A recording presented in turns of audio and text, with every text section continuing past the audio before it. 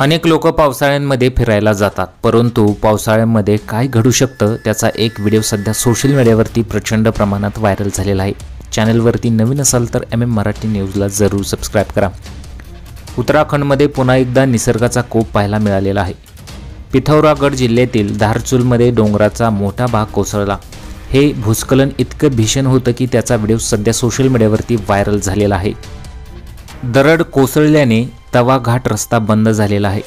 कैलासला जाण्यासाठी या रस्त्याचा वापर केला जातो। या घटनेनंतर डोंगराळ भागात प्रवास करणाऱ्यांनी पावसाळ्यात विशेष काळजी घेणे गरजेचे आहे, कारण डोंगराळात पावसाळ्यात भूस्खलनाचा धोका वाढतो। व्हायरल व्हिडिओमध्ये तुम्ही पाहू शकता की आपल्याला असं वाटत आहे की आता एखादा दगड कोसळत आहे, परंतु पुढे जे घडलेलं आहे अत्यंत भयानक आहे। पूर्ण डोंगरच खाली कोसळल्याचं या व्हिडिओमध्ये पाहायला मिळत आहे।